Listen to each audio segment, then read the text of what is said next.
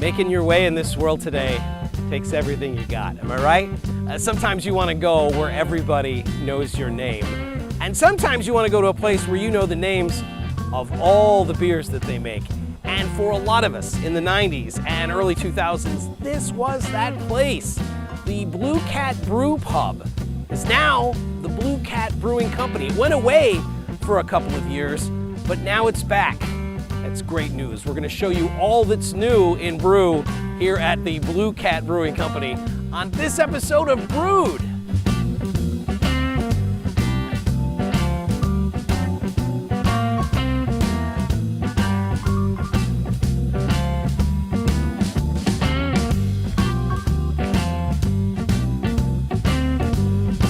We're here in Rock Island in a spot where for a lot of us, the journey into craft beer really began. This is the place where a lot of us had our first real local craft brew.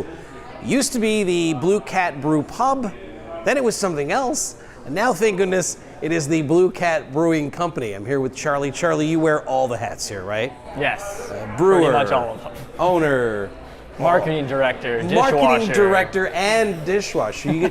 You get to do it all. I know you probably hear this all the time, but I mean, I gotta say, just walking back in here, having not been in here for a while, it's just wonderful to be able to be back in this space. So thanks for bringing that back. Yeah, appreciate it. I'm glad people are enjoying it and coming back and checking us out again. You're getting a lot of that, I mentioned, where people are just grateful that it's the Blue Cat again. Yeah, a lot of nostalgia, a lot of stories, you know, people coming in and saying they had their first date here and now they've been married for 15 years, or had their baby shower here and now their child's 12, 13 years old, and it's wild.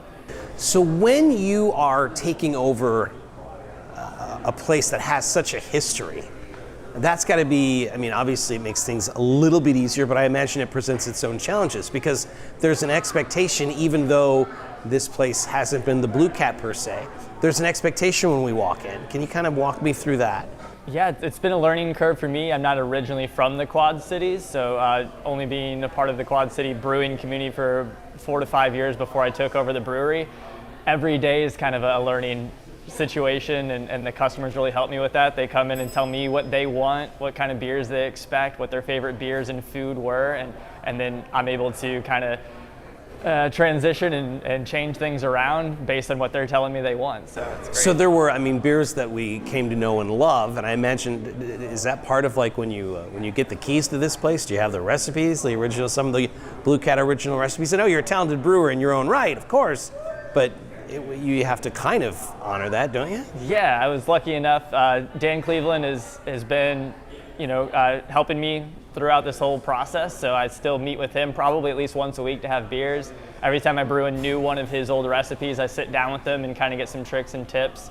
A big part of that is they don't really make all the same ingredients the same way as they did back in the early 90s. Right. So being able to sit down with him and go over the recipes and trying to get, what kind of color was that? What kind of flavors were you trying to get out of this? So I can kind of try to find similar ingredients and make the beers as close to how they used to be as possible. I've heard from people that own breweries that food is either like a godsend or it's just the worst. Like, because the margins on food are problematic and you've got other challenges. But for you to kind of have to take that on as well as what you're comfortable with, what you've developed a mastery for, I mean, that's something else. Yeah, I was lucky enough that I had a friend already that has been in the brewing food side of things. It's a very creative individual, Chef Kevin, that's in the kitchen right now, and just gave him, free reign up for creativity. So we always have a different loaded fries of the week, different salad of the week. We do soup flights. He's really taken the reins on just making sure we're always switching things up and being really creative with our food as well. You had me at loaded fries of the week. That's a thing. Absolutely.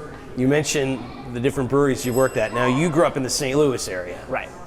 Those people know a little something about beer down there. You've moved up here now. You've been to a bunch of different places. What have you taken from the other breweries that you've worked at that you're using back there? Just, different scales of doing things. They bring up a lot of different challenges. Luckily, I got to see how other breweries adapted to those challenges, either from being just a shift brewer or being the head brewer at a small brew pub style brewery. between those experiences and all the education that I've acquired, it's all just kind of melded into a perfect situation to take over this brewery. When we were here a million years ago, back in the first season of the show, Dan took us down to the basement, and the tanks were these massive tanks that, if I remember correctly, I think he said like it was part of the Lend-Lease Act with Winston Churchill or something, like England had to send us their beer tanks in order for us to send them guns to fight the Germans. I mean, you had some super old equipment. You've brought in all new stuff. We still have the original brew house. So Okay. the original brew house that was built in 1993 is still available. It's still running. It still works like a charm. So They the don't make big them like English they tanks, used that's to. still very much in operation. The big English tanks are all gone. Okay. They all got taken out and upgraded to modern equipment. A part of that name change from Blue Cat Brew Pub to Blue Cat Brewing Company is we're going to be distributing our beer. So you'll see it at taps all over Illinois. We're already working with some things down in St. Louis and Chicago and even on both coasts right now. So a big thing is we're not just being stuck within these four walls, we're being a brewing company. Did you consider, I mean, it's such an iconic name, and it probably means more to me as someone who's lived here for almost 30 years. Did you consider maybe not going with Blue Cat and putting your own stamp on something? It seems to me brave and also, I'm going to say, very smart to go with the Blue Cat name because of what that means. But you must have been tempted to maybe do something else, no? Yeah, so I actually, right prior to getting this opportunity, I had a lease agreement ready to sign. I had a loan already ready to sign, a 36-page business plan that I had peer-reviewed by a whole bunch of brewery owners and was going to open a brewery in Moline with a different name and a different brand. And then this opportunity came up.